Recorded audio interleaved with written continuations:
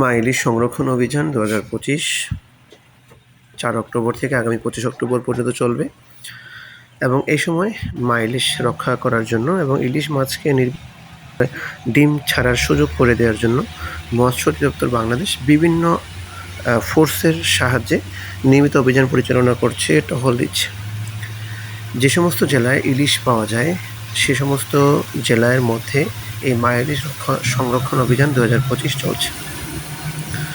আজকে আপনারা যে এই ভিডিওটি দেখছেন, এই ভিডিওতে আমরা 3-4টি উপজেলা একসাথে যৌথভাবে এক জায়গায় অপারেশন করেছিলাম এবং সেটি হচ্ছে বরিশালের হিজলা, মেহেন্দিগঞ্জ এবং ভোলা সদরের সীমান্তবর্তী জায়গা মেঘনার চর, যেখানে অসাধু জেলেরা মাছ নিধন করছে।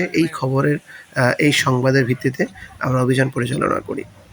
আর এই জেলেরা অত্যন্ত মারমুখী থাকে। আসলে এই জেলেগুলো প্রকৃত জেলে নয়, এরা সারা বছর অন্যান্য পেশায় থাকে, শুধুমাত্র এই সময় এরা মাছ নিধন করে থাকে।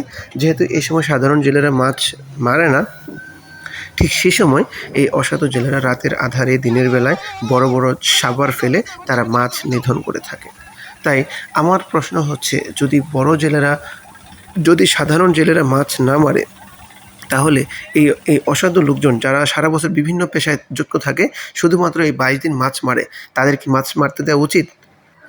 কারণ সাধারণ জেলেদের মা ইলিশের প্রতি যে ভালোবাসা থাকে, যারা ভিন্ন পেশায় থাকে কিন্তু এই সময় যারা মাছ লুট করে তাদের কিন্তু মা ইলিশের প্রতি ভালোবাসা থাকে না। কারণ সারা বছর নদীতে মাছ না থাকলে তাদের কিন্তু কোনো সমস্যা নেই, কারণ তাদের বিকল্প পেশা রয়েছে। কিন্তু সাধারণ জেলে যারা আছেন তাদের জন্য কিন্তু ইলিশ মাছ খুবই গুরুত্বপূর্ণ। তাই সাধারণ জেলেরা কিন্তু এই সময় কিন্তু তারা মাছ মারেন না।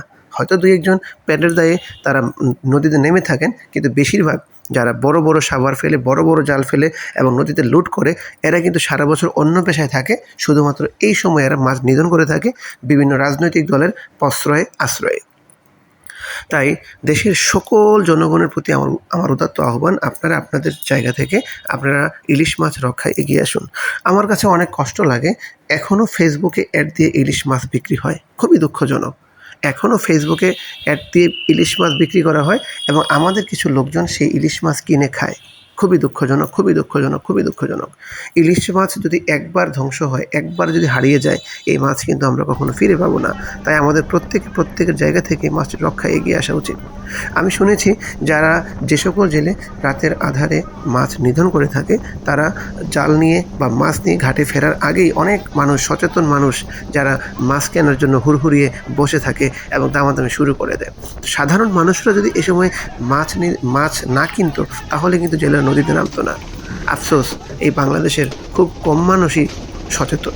খুবই দুঃখ লাগে, খুবই কষ্ট লাগে।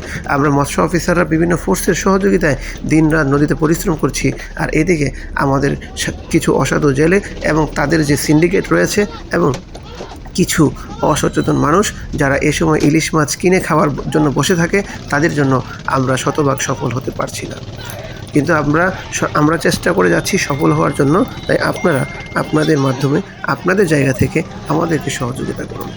সকলের প্রতি বিনীত অনুরোধ, মা ইলিশকে ডিম ছাড়ার সুযোগ দিন, মা ইলিশকে বাঁচতে দিন।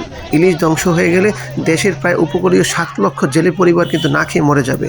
এই 7 লক্ষ পরিবারের দিকে তাকিয়ে হলেও ইলিশ মাছ রক্ষায় আমাদের সহযোগিতা করুন।